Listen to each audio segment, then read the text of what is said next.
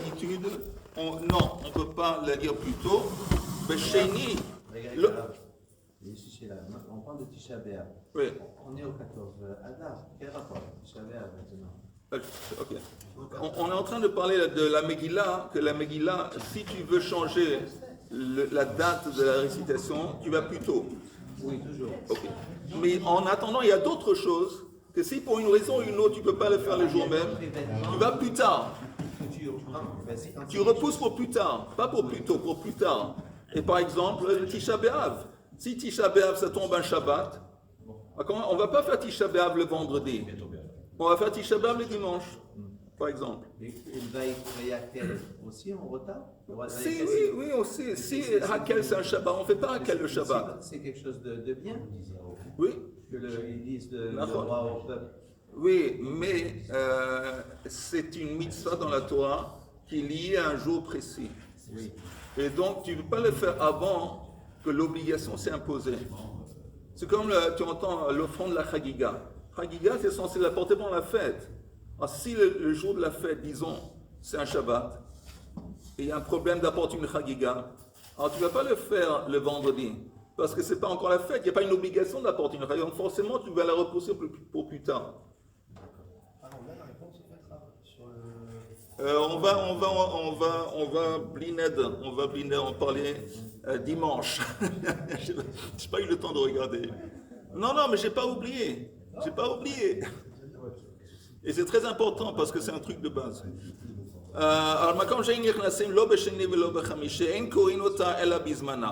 Dans un endroit où il n'y a pas cette coutume que le Beit Din siège le lundi et le jeudi, alors là, on lit la Megillah uniquement dans son temps. Ça veut dire le 14 ou le 15. Ok, ça c'est la Mishnah. Oui, peut-être on regarde un Rashi, peut-être un ou deux Rashi sur cette Mishnah. Regardez le Rashi qui dit Aval Zman Atzei Kohanim Beha'am. Vous voyez? Le deuxième Rashi dans la Mishnah. Aval Zman Atzei Kohanim Beha'am.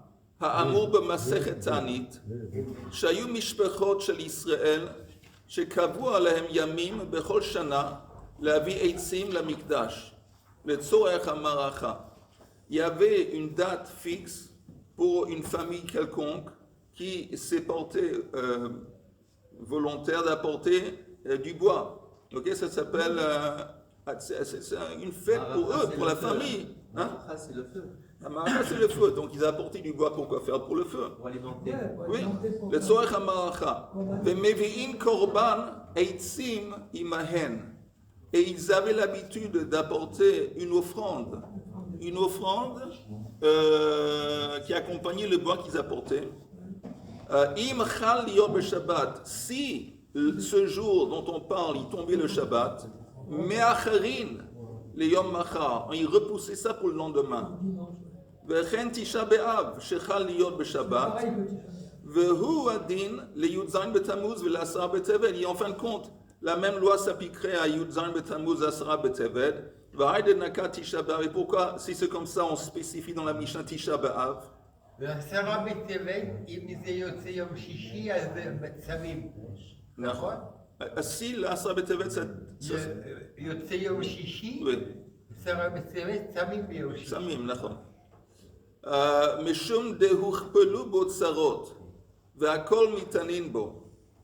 Pourquoi on parle en tant qu'exemple de Tisha B'Av? Parce que Tisha B'Av, c'est un jeûne plus sévère et il y a eu beaucoup de tragédies qui ont eu lieu dans cette date. Aval shar tsumot amrinan b'masechet Rosh Hashanah ratsu mitanin ratsu ein mitanin. Vous entendez? Asara b'tevet et Yud-Zayin B'Tammuz, si c'est repoussé, une fois que c'est repoussé, à l'époque, c'était optionnel. Si on voulait jeûner, vous voulez jeûner. Facultatif. Oui, facultatif.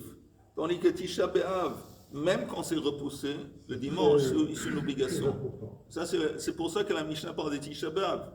En dépit du fait que oui, la même loi s'appliquerait à Yud-Zayin B'Tammuz, à Asara B'Tevet. Si ça tombe un Shabbat, on le fait, on jeûne le dimanche. Mais encore une fois, c'est différent parce qu'à l'époque, le jeûne, c'était facultatif.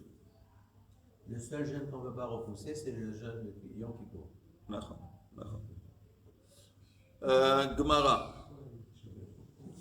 תנא 10 בטלנין שבבית הכנסת. Regardons ensemble le Rashi.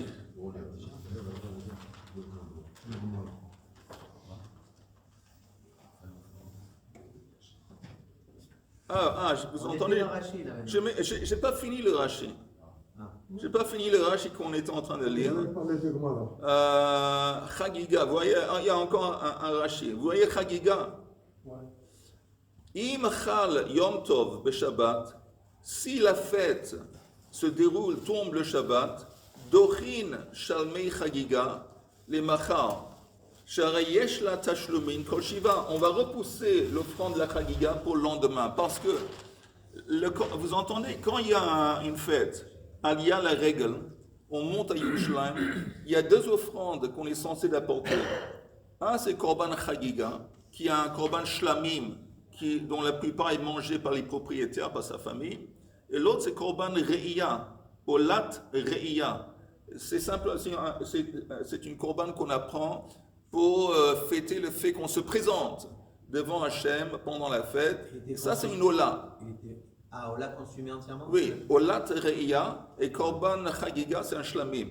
Alors Rashi dit que si ça tombe, le jour de fête, ça tombe le Shabbat, on repousse parce que de toute façon, on a l'obligation d'apporter ou la possibilité d'offrir un Korban Chagiga au Re'iyah. Ça ne doit pas nécessairement être le premier jour de la fête, on peut le faire plus tard. On pourrait le faire pendant Chol HaMoed. Donc c'est repoussé. Sharay yesh la tashlumin shel shiva.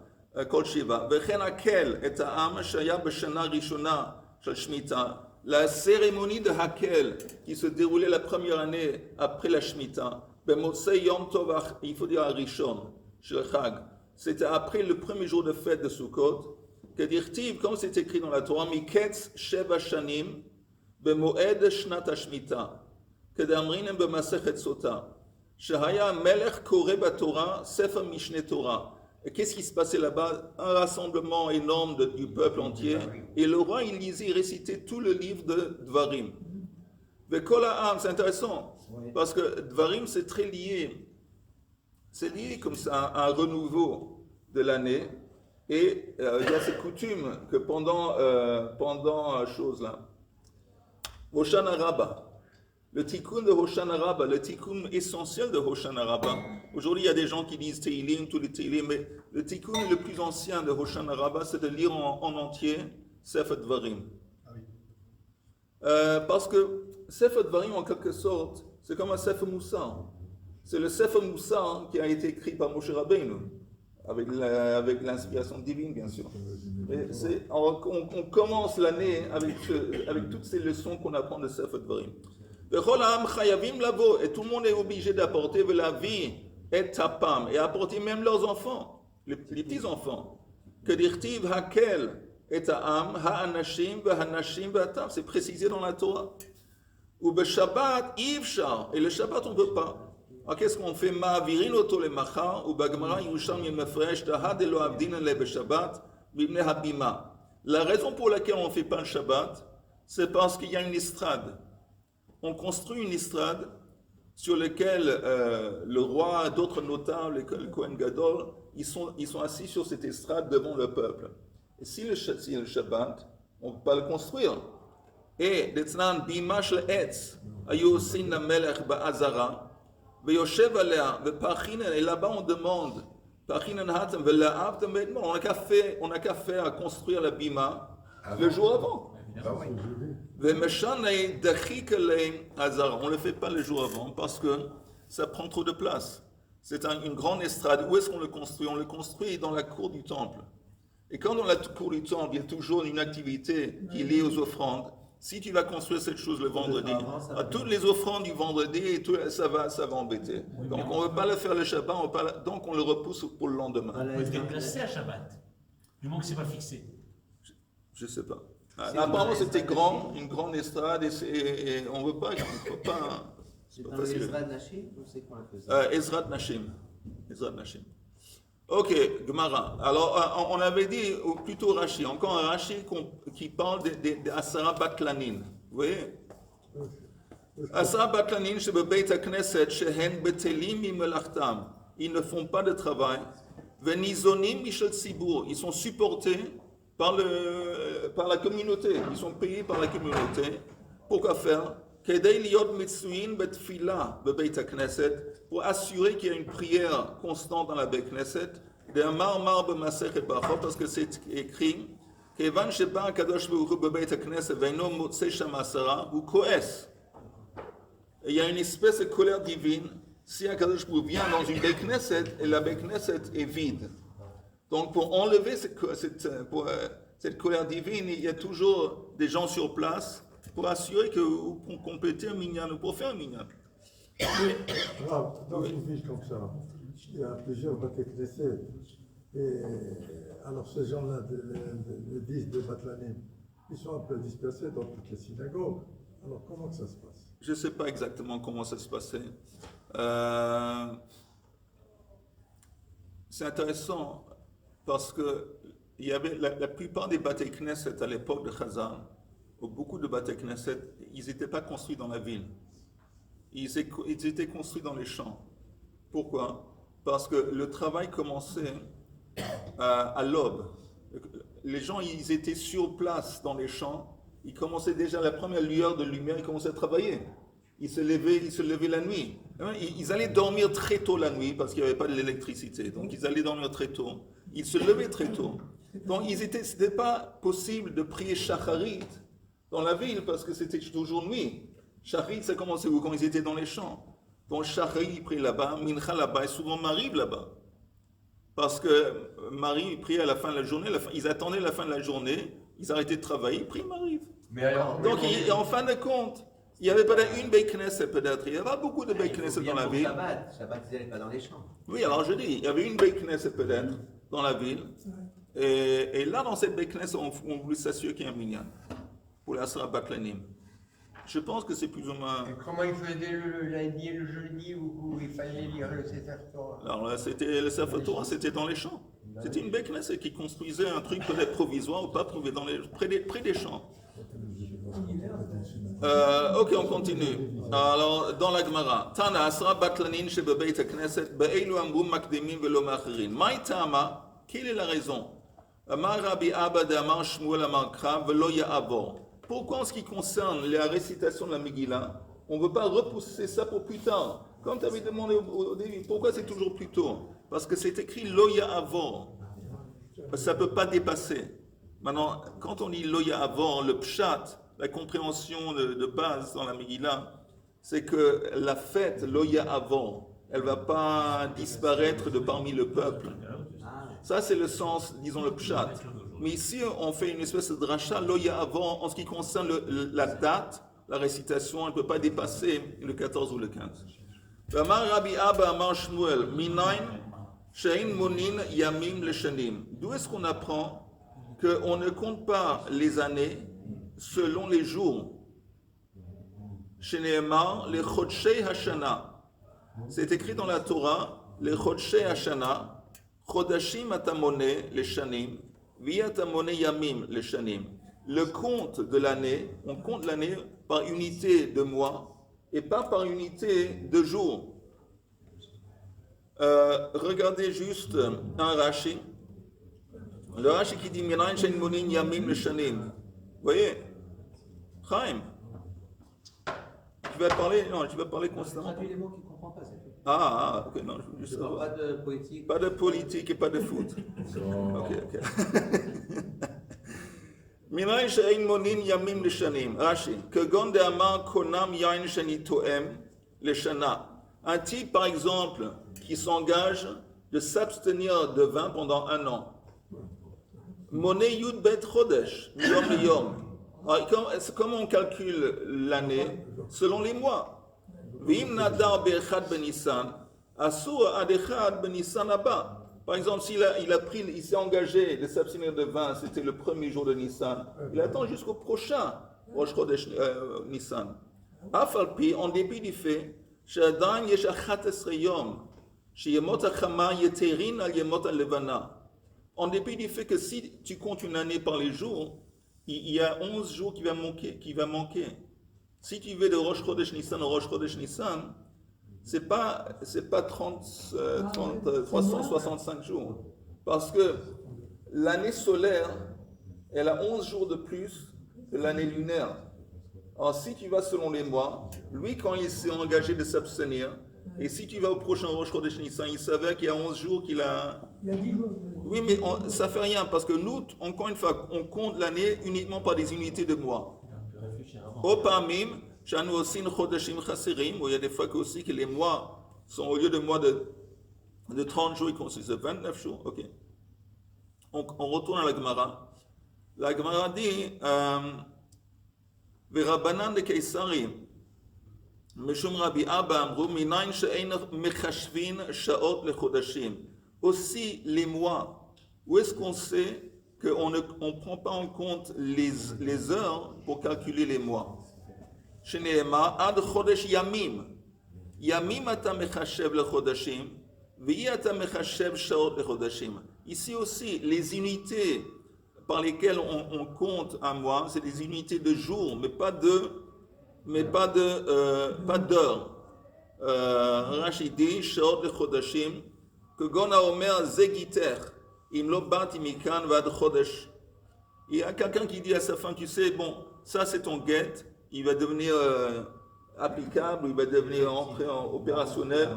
Si je rentre pas jusqu'au mois, si je rentre pas dans le mois, c'est un get, c'est divorcé. Il n'y avait pas de Sharonim avant, comment ça se passe? Vous dites que d'après les Sharonim. Ah, comment ils calculaient les mois? Il y avait un Shon Shemesh. D'après le Shemesh. Oui, tu sais, comme je ne sais pas s'il est toujours là, dans le chouk de Machane Yehoud, Ouais, il y a en haut d'une Beknes, la Beknes est là-bas, il y a toujours le reste d'une montre qu'ils utilisaient avec le solaire.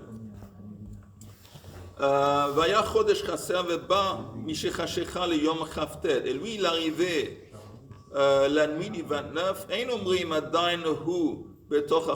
est venu la nuit après la fin du 29. On ne dit pas que tu sais en fin de compte, il y a encore 12 heures qui restent. Ça prend un mois, en fin de compte, c'est quoi? Un mois, c'est le temps que ça prend à la Lune de faire le tour de la Terre. Maintenant, combien de temps ça prend? Ça prend 29 jours et demi. Donc on ne dit pas, bon, il arrive à la fin du 29e jour, mais il y a encore 12 heures qui restent. On ne dit pas ça parce qu'encore une fois, ce qui compte quand on fait le calcul pour calculer le mois, uniquement c'est les jours, les unités de jours, et on ne prend pas en compte les heures. Parce qu'on a déjà fait une faute là-dedans. De quel point de vue? Le Vaudan. D'accord. Mais ça, c'était même, je pense que c'était même un problème de jour, et pas d'heure. Parce qu'on avait compté, on n'a pas pris en compte la nuit. Oui, la nuit. Tu as raison en fin de compte, c'est 12 ans. Exceptionnellement. Ok. Aval, zman atzei kohanim betisha be'av vechagiga vehakel me'acherin velo makdimim. Quand on parle de ces choses, là on repousse pour plus tard et pas pour plus tôt. Tisha be'av akdume, pourquoi? Pour anout lo mekadme. Parce que comme on parle d'une calamité, pour anout, ça ne se fait pas de le faire plus tôt. Si on commémore une mauvaise chose, on ne va pas le commémorer avant, c'est seulement après. Vechagiga vehakel, chagiga vehakel mishum de akate lo mat zman chiyuvayu. Pourquoi plus tard? Parce que tant que c'est pas venu, il n'y a pas une obligation d'apporter un korban chagiga. Comment veux-tu apporter une offrande de chagiga avant le temps de l'obligation? La même chose avec hakel. Tu ne peux pas l'apporter avant. Une fois qu'il y a une obligation, que l'obligation s'est imposée ou s'est appliquée, alors là, tu peux toujours, si tu ne peux pas le faire le jour, tu peux le repousser pour plus tard, mais tu ne peux pas le faire avant que l'obligation s'est appliquée. Tana chagiga vekol zman chagiga me'acharin. Alors, c'est écrit que le Chagiga et le temps de la Chagiga, on repousse. Alors la Gemara dit, Bishlama Chagiga, je comprends Chagiga, dit Mikla Beshabta Meacherina, le Batar Shabta. Je comprends que, en ce qui concerne l'offrande de la Chagiga, si le jour de fête, c'est un Yom Tov, c'est Shabbat, on repousse. On peut repousser parce que, comme on a dit avant, pour être quitte de cette offrande de Chagiga, on n'a pas seulement le premier jour de fête, on pourrait faire aussi l'offrir pendant les jours de Chol HaMoed. Et là, Zman Chagiga, Mahi, mais ça fait allusion à quoi le terme Zman Chagiga? Amar Raboshaya Hachike Amar Chagiga B'Shabbat Ve'olat Reya Afilu B'Yom Tov. Le temps de la Chagiga, c'est pas nécessaire, on vient de dire, c'est pas nécessairement le Shabbat. Ça pourrait être aussi le jour de, quand le jour de fête tombe un jour de semaine. Oh, ça, le dernier jour. Hein? Le dernier jour de Non, semaine. non. Non, un jour. Quand le, Chagiga, c'était ça peut être un Chagiga, une obligation de l'offrir quand le jour de fête tombe pendant la semaine. Le dimanche, mardi, c'est un jour de fête, on apporte Chagiga. Maintenant, là, il y a une obligation, pas seulement d'apporter Chagiga, Zman Chagiga, il y a aussi une obligation d'apporter Korban Olat Re'ia. On avait dit qu'il y a 2 offrandes qu'il faut apporter pendant la fête. Cette Zman Chagiga, ça fait allusion à l'autre offrande de Olat Re'ia. Mevim Shlamim Beyom Tov, encore une fois, Afilu Beyom Tov, des Zman Chagiga Me'achrim Mani Beit Shammai. Ça va comme qui? Cette opinion, ça va uniquement selon l'opinion de Beit Shammai. D'Etznan, comme c'est enseigné dans la Mishnah. Beit Shammai omrim, mevi'in shlamim beyom tov, ve'en somchin alehen. Aval lo olot. Beit Shammai disent qu'on a le droit pendant un jour de fête d'apporter uniquement Chagiga. On parle d'un jour de fête qui n'est pas Shabbat. Pourquoi Chagiga? Parce que Chagiga c'est shlamim. Et comme pendant les jours de fête Yom Tov, le tzorech ochel nefesh, on a le droit, on est autorisé de faire des actes qui concernent la préparation de la nourriture. Alors, Korban Chagiga, on va manger. Comme on va manger, selon Beit Shammai, donc tu as le droit, pendant le jour de fête, Yom Tov, d'offrir le Korban Chagiga. Mais au Olat Re'ia, qu'il n'y a pas un élément qui va être mangé, alors il s'est interdit de l'offrir pendant Yom Tov. Parce que ce n'est pas lié à Ochel Nefesh, Korban Re'ia, donc on le repousse pour plus tard. Ça, c'est Beit Shammai. Est-ce que c'était qu'ils offraient pour Chagiga et pour Re'ia? Un animal, de l'orge? Non, non, c'était des animaux, on parle d'animaux. De quoi? Des moutons, des béliers, il me semble que c'est pour être même une vache, pour un Chagiga. Mais bien sûr, bélier, mouton, tout ça, c'est sûr. Ils ne peuvent pas les tourterelles, les pigeons, les... Korban Chagiga, il me semble que non, ça doit être de la viande. Il me semble. Mais bin shlamim beyom tov me somchi, et Ben Chan dit, tu ne peux pas non plus faire smicha. Qu'est-ce que c'est smicha? Que tu mets les mains dessus avant. Pourquoi? On va voir dans le Rashi bientôt. Pourquoi ils disent que non, on va voir. Tandis que Beit Hillel omrim, mevi'in shlamim ve'olot. On peut pendant le jour de fête offrir aussi bien Korban Chagiga qui est shlamim, mais aussi bien olot. Ve'somchim alehen. Et aussi on peut faire la zé. Regardons maintenant un ou deux Rashi. Regardez le Rashi qui dit...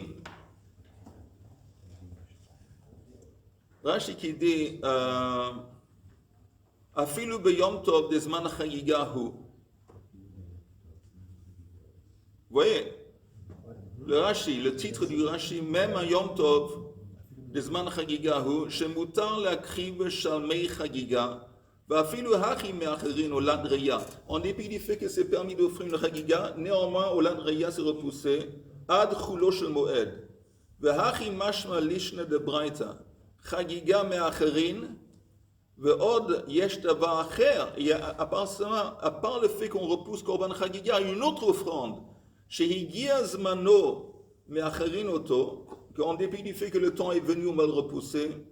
Oto Yom Af Shehu Zman Chagiga. En dépit du fait que le moment est venu, quand il y a un jour de fête qui tombe pendant la semaine, et c'est le temps de la Chagiga, et normalement la Chagiga est accompagnée par une Ola, néanmoins on repousse la Ola. Veizozo Olat Reya, Shi Chovat Regel, c'est une obligation qui est liée à la fête. Que dire-t-il, quelle est la source dans la Torah? Lo yira'u panay reikam. Quand vous vous présentez dans le temple, vous ne pouvez pas vous présenter les mains vides. Et c'est quoi pas avec les mains? 3 fêtes, Pessah, Shavuot et Sukkot pendant la semaine. Et ça veut dire que vous devez apporter un olad reya Aussi. pour empêcher, à cause de ce verset, de ne pas vous présenter les mains vides. Ve'amrina b'masechet chagiga, dans Masechet Chagiga c'est enseigné, lo yira'u panay reikam be'olot ve'svachim. Vous devez vous présenter avec des offrandes. Va'afilu hachi, néanmoins, be'yom tov lo karva. Que le Yom Tov lui-même, le premier jour de fête, il n'est pas offert. Et c'est qui dit ça? Le Beit Shammai. De Amre Ein Makrivin be Yom Tov Ola. Il dit que Ola, on ne peut pas offrir. Yom Tov, on ne peut pas offrir une Ola. Ayechola lavo le machar. Vafiluhi chovat règle. Parce que, encore une fois, une Ola, ça ne va pas se manger, c'est entièrement consommé sur le feu. Et comme il n'y a pas un élément de Ochel Nefesh, tu ne peux pas l'offrir le jour même parce que tu as une possibilité aussi de l'offrir le lendemain ou le jour après. Ton Beisham dit Olad Reya, c'est toujours repoussé. Tandis que Chagiga, qui est Shlamim, que oui on mange, à cause de la permission de Yom Tov de pouvoir faire des choses de Ochel Nefesh, un Beisham permettrait. D'un autre côté, si tu amènes déjà. En fait, le problème il est de savoir. Est-ce qu'on doit les amener ensemble ou pas? Si ce n'est pas important de les amener ensemble, alors on prend l'avis de Beit Shammai, oui. Qui dit, bon, ce que tu es au Chel Nefesh, donc tu l'amènes. Oui. Et l'autre, tu attendras. Non, il n'y a pas nécessairement une... Est-ce que c'est nécessaire de les amener les deux en même temps? On voit que non. Après Beit Shammai. Et la vérité, même Beit Hillel dirait la même. Il n'y a pas une obligation. Il n'y a pas une obligation de les apporter le même jour. Si même quelqu'un il arrive en retard et puis il a seulement assez d'argent pour une offrande. Et le lendemain il gagne le gros lot, il peut acheter l'autre offrande. Il n'y a pas de problème. C'est une obligation qu'on est censé les khatri d'offrir ces offrandes pendant la fête, mais pas nécessairement en même temps. Encore un Rachid Mevino. C'est la même chose que l'obligation qu'on achète un Sefer Torah. Et Shabbat. Chacun il écrive un Sefer Torah. Non. Il y a une notion comme ça, que chacun il écrive un Sefer Torah. Oui, mais c'est pas du tout la même chose. La source d'écrire un Sefer Torah, là, c'est 3 fois par an, le Sefer Torah, pas dans la vie. c'est écrit dans la Torah en parlant Kitvu lachem shira. Il faut écrire.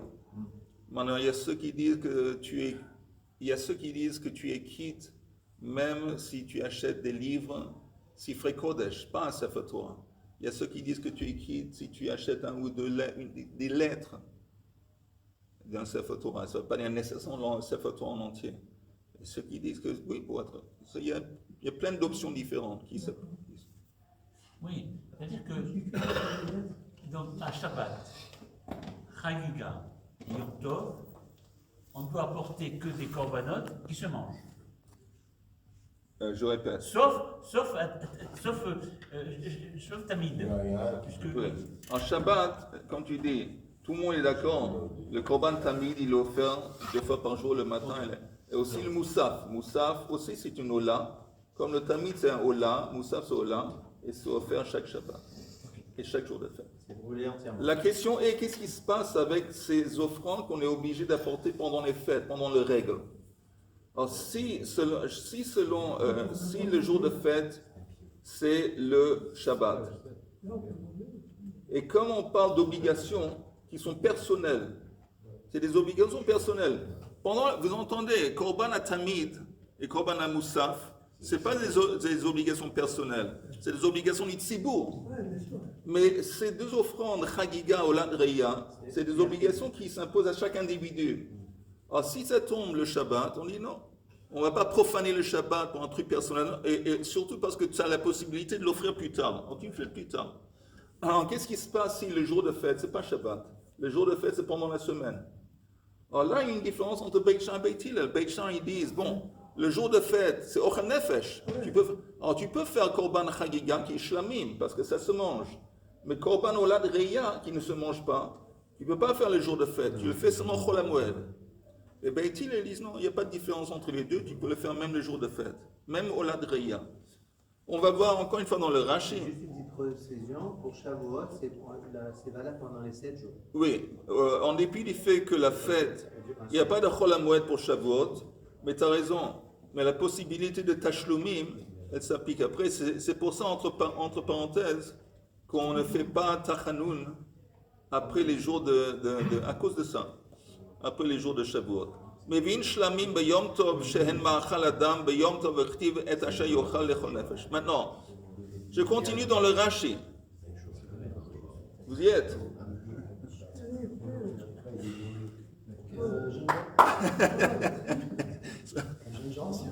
Encore 2-3 minutes.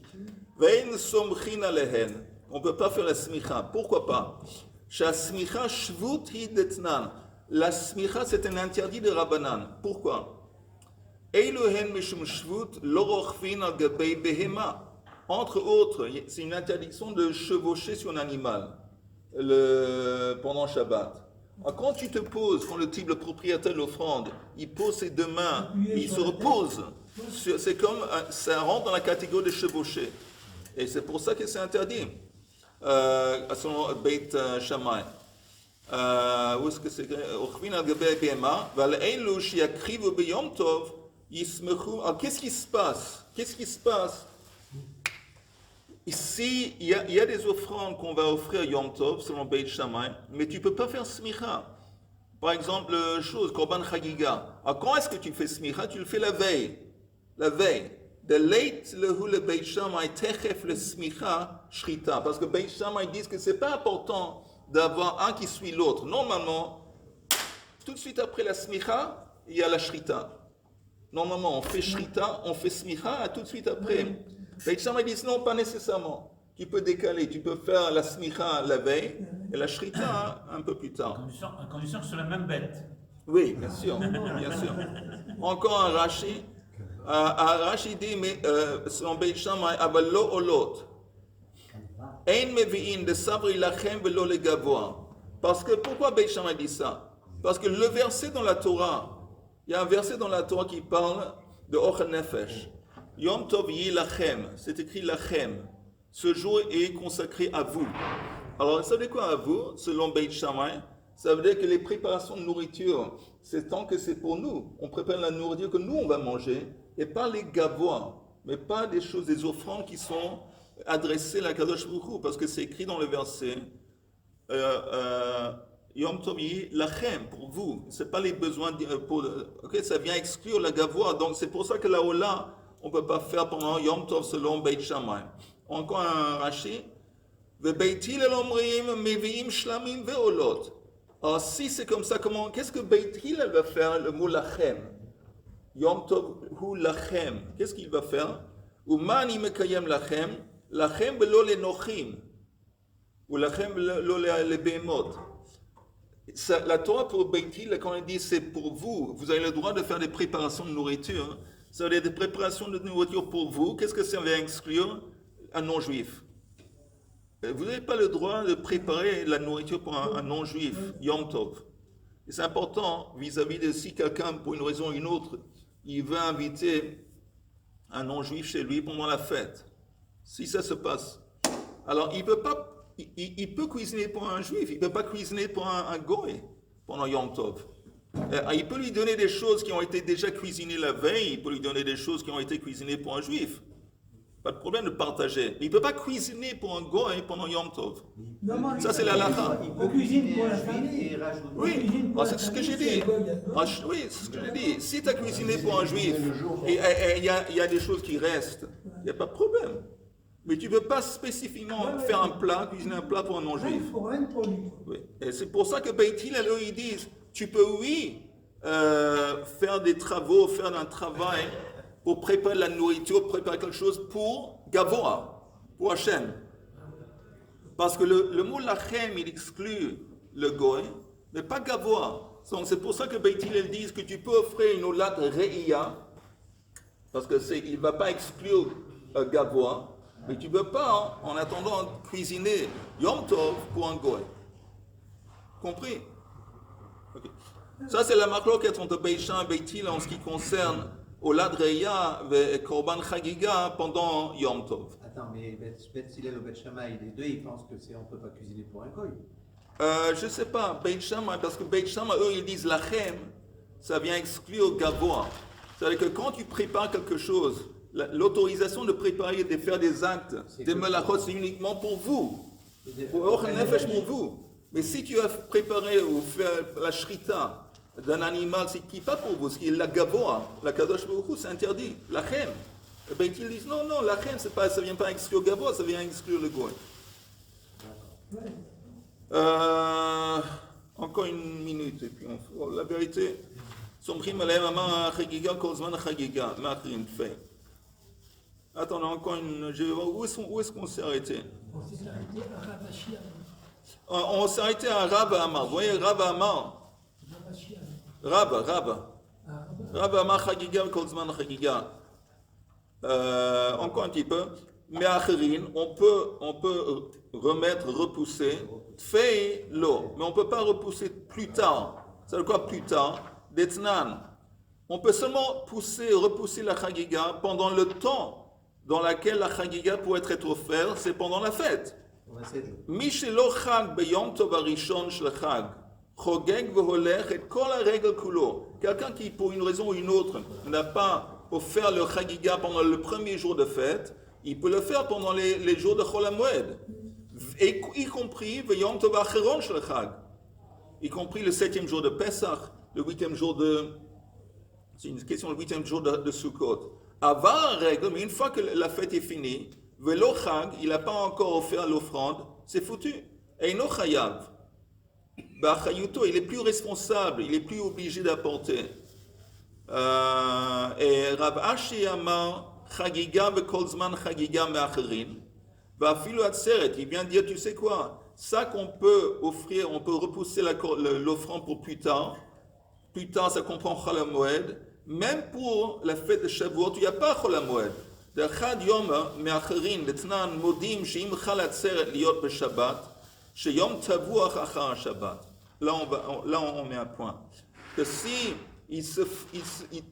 Shavuot, c'est un Shabbat, et là, encore une fois, même Beit Hillel serait d'accord que si le jour de fête, c'est le Shabbat, tu ne peux pas offrir un korban, parce que les korbanot dont on parle, c'est un korban individuel.